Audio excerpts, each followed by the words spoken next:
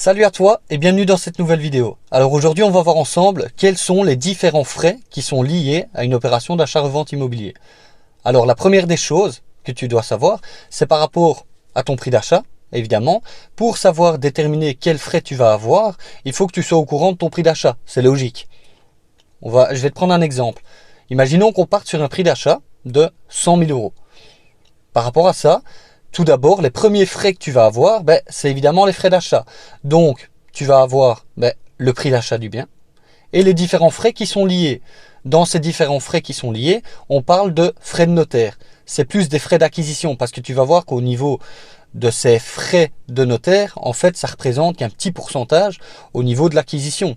En fait, les droits d'enregistrement, c'est un impôt que tu as à payer en fait. Dès que tu achètes, c'est un impôt que l'État te demande, que tu payes. Et donc là-dedans, tu as également les honoraires du notaire.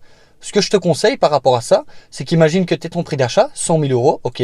Tu vas sur le site www.notaire.be et tu verras qu'en haut à droite, tu as un petit onglet calculer. Là, tu verras le calcul d'achat. Tu mets ton prix d'achat, 100 000 euros. Tu vas voir, le site va te demander est-ce que c'est une habitation modeste ou non. Tu mets non. Est-ce que tu as droit à un abattement? Tu mets non. Tu calcules.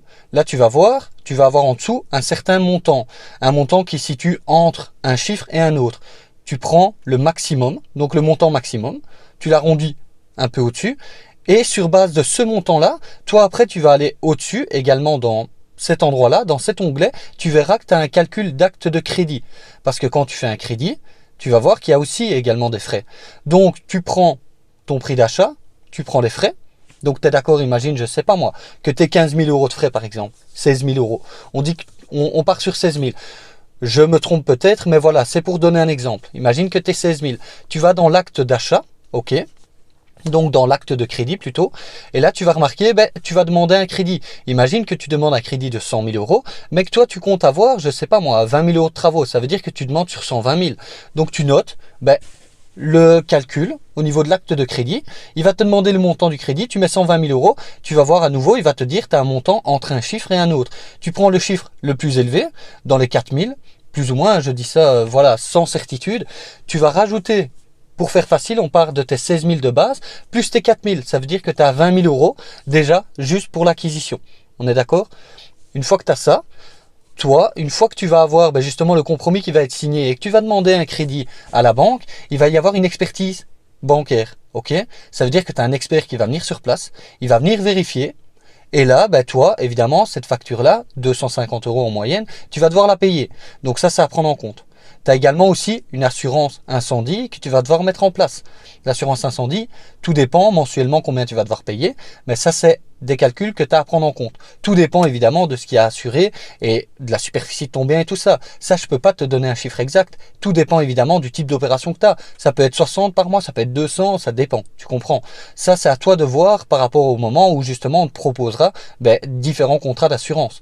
Là, tu prends ce montant-là et tu vas aussi devoir payer une assurance solde restant dû. Cette assurance, peut-être que ça représente à nouveau, entre parenthèses, peut-être, je sais pas moi, 200, 250 euros par an à devoir payer. Ça, moi, ce que je te conseille, c'est de le payer directement et de ne pas avoir ça mensuellement en plus. Donc ça, c'est évidemment aussi ce que tu dois prendre en compte.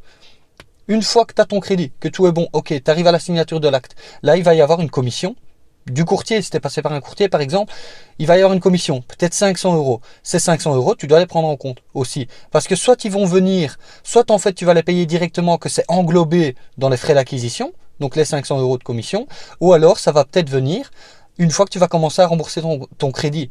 Tu vois, là, tu auras 500 euros de plus que ta mensualité que tu dois payer. Donc ça, tu dois le prendre en compte, bien sûr. Ce qui va être également repris dans ces frais d'acquisition, c'est le prorata au niveau du précompte immobilier.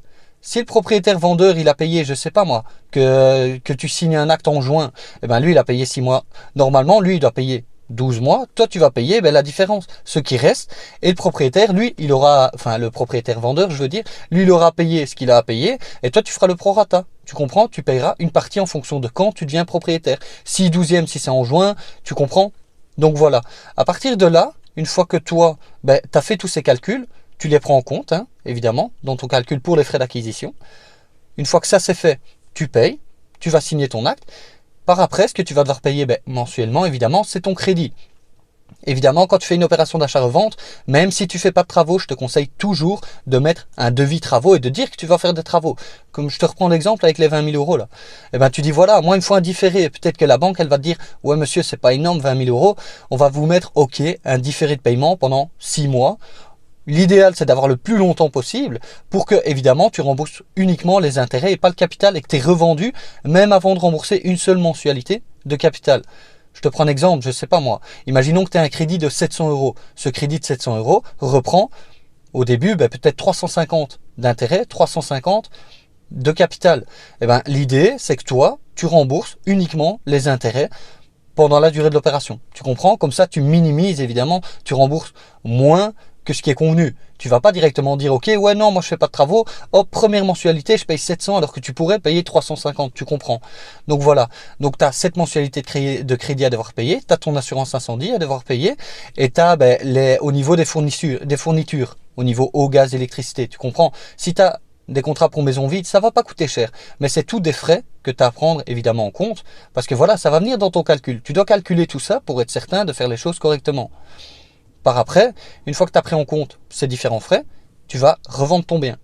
Quand tu vas revendre ton bien, évidemment, qu'est-ce qu'il va faire le notaire? Il va faire des recherches. Si toi tu as acheté, et que tu revends directement, normalement c'est encore à jour au niveau du PEB, au niveau des renseignements urbanistiques. Normalement c'est 1 an, tu vois. Donc si tu es encore dans la même année que à partir du moment où la commune elle t'a envoyé justement le document au niveau des renseignements urbanistiques, si tu as moins d'1 an, là tu dois pas payer, tu comprends. Mais voilà, si ça passe 1 an, tu vas devoir payer ces recherches. Il va y avoir aussi des recherches, mais évidemment au niveau du cadastre, le fait d'avoir ton PEB, tu comprends. Si le PEB il est toujours bon, tu dois pas le faire. Si le rapport électrique, si on te demande d'en faire un, mais que toi, tu n'as pas fait de travaux, que c'était déjà pas conforme, et que tu avais prévu de base déjà avec l'ancien vendeur, lui, il avait dit, ouais, je fais pas de rapport. Toi, tu te dis, ok, il n'y a pas de problème, parce que tu sais que de toute façon, tout est à devoir refaire. Si toi, tu revends l'état, tu dis pareil. Tu dis, ouais, voilà, ici, il n'y aura pas de rapport, parce que de toute façon, il y a tout à devoir refaire. Il faut refaire une remise en conformité totale, il faut tout repartir de zéro. Donc, ça t'évite évidemment de payer à nouveau un rapport au niveau de cette conformité, tu comprends, au niveau de l'électricité. Une fois que tu as fait ça, tu as également à prendre en compte la main levée hypothécaire. Là, je reprends, comme je t'ai dit au début, tu peux retourner sur le site notaire.be, tu verras qu'il y a aussi un onglet calcul main levée hypothécaire. Tu remets par rapport justement à ton montant, tu mets le montant justement et tu vas voir que le programme va te sortir une estimation de combien tu vas devoir payer à la revente. Ça, en gros, tu es obligé, de toute façon, ça se fait, parce que si toi, tu revends à quelqu'un derrière, tu dois revendre un bien qui est quitte et libre de toute dette. Ça veut dire que le prochain acheteur, il faut pas qu'il y ait une hypothèque qui est mise sur la maison, tu comprends. La banque, elle met une hypothèque sur la maison, c'est ça un crédit hypothécaire, que tu as vraiment une hypothèque et qu'en gros, la banque, elle a la main comme ça, sur ta maison. Tu rembourses pas, la banque, elle peut saisir ton bien. Évidemment, quand tu revends, ça, il faut retirer cette hypothèque, une main levée hypothécaire. Donc voilà, ça c'est les différents frais que tu as à prendre en compte.